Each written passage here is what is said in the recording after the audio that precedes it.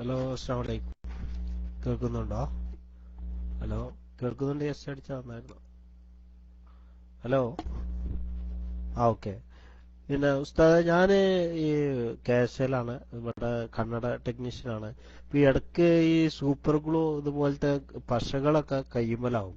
ഇപ്പൊ പെട്ടെന്ന് നമ്മൾ പള്ളിയിലൊക്കെ പോകുമ്പോൾ അത് കളയാനും ഇതൊക്കെ ബുദ്ധിമുട്ടാണ്. അപ്പോൾ വുളൂ ചെയ്യുമ്പോൾ അത് ശരിയാവോ? അത് രണ്ടാമത്തെ നമ്മൾ വീണ്ടും അത് ശരിയാക്കി നമസ്കരിക്കണോ?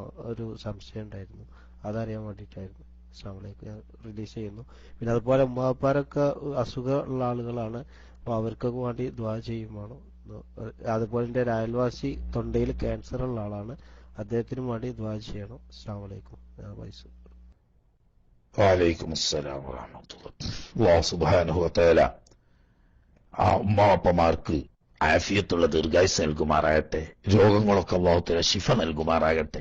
സ്വന്തം കാര്യം നിർവഹിക്കാൻ ഒരു തടസ്സമില്ലാത്ത നിലക്ക് അവസാനം വരെ അല്ലാഹു തആല ആഫിയത്ത് നിലനിർത്തി കൊടുക്കുമാറാകട്ടെ.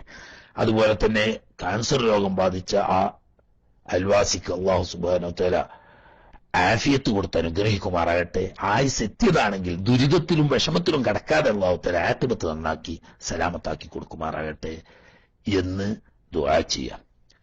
സൂപ്പർ ഗ്ലൂ പോലെയുള്ള വസ്തു വുദൂവിന്റെ അവയവങ്ങളിൽ പറ്റിയാൽ, ഇപ്പൊ സാധാരണഗതിയിൽ കൈയാണ് വുദൂ, ആ സൂപ്പർ ഗ്ലൂ എന്ന് മാത്രമല്ല അതുപോലെ കട്ടിയുള്ള വെള്ളം ചേരുന്നതിന് തടസ്സമാവുന്ന തരത്തിലുള്ള വസ്തുക്കൾ വുദൂവിന്റെ അവയവങ്ങളിൽ പറ്റിപ്പിടിച്ചാൽ അത് നീക്കിക്കളഞ്ഞ് വുദൂ ചെയ്തെങ്കിലേ വുദൂ സഹിയാവുകയുള്ളൂ. അറിയാതെയാണ് എങ്കിൽ പോലും പിന്നീട് ആ വുദൂ ചെയ്ത സമയത്ത് വുദൂവിന്റെ അവയവങ്ങളിൽപ്പെട്ട ഏതോ ഭാഗത്ത് ഇങ്ങനെ തടസ്സമാവുന്ന പശ പോലെയുള്ള വസ്തു ഉണ്ടായിരുന്നു എന്ന് ബോധ്യപ്പെട്ടാൽ ആ നിസ്കാരം രണ്ടാമത് മടക്കി നിസ്കരിക്കൽ വുജൂബാവുന്നു. ഇതാണ് ഷാഫി മദ്ഹബിന്റെ വിധി.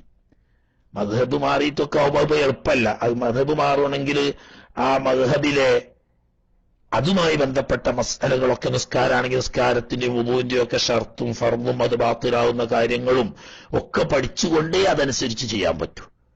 എളുപ്പം നമ്മൾ പഠിച്ചു പോകുന്ന മദ്ഹബ് അനുസരിച്ച് തന്നെ അമൽ ചെയ്യലാണ് എളുപ്പം. അങ്ങനെയാവുമ്പം വെള്ളം ചേരാൻ തടസ്സമാവുന്ന നിരക്കുള്ള പശ പോലെയുള്ളത്, പൈന്റ് പശ പോലെയുള്ളത് വുദൂവിന്റെ അവയവങ്ങളിൽ ഇപ്പൊ കയ്യിലോ മറ്റോ ഒക്കെ ആയിട്ടുണ്ടെങ്കിൽ അത് നീക്കിക്കളയാൻ പറ്റുന്ന വല്ല ഈ ടർപ്പന്റ് ഓയിലോ മണ്ണെണ്ണയോ പോലെയുള്ള എന്തെങ്കിലും ഈ കറ പശ ഇളക്കിക്കളയാൻ പറ്റുന്ന വസ്തുക്കൾ ഉപയോഗിച്ച് അത് നീക്കിക്കളഞ്ഞ് വുദൂ ചെയ്യൽ വുജൂബാണ്. അല്ലാതെ ആ പശയോട് കൂടി വുദൂ ചെയ്ത് നിസ്കരിച്ചാൽ വുദൂ സഹിയാവാതിരുന്നാൽ നിസ്കാരം സഹിഹല്ല.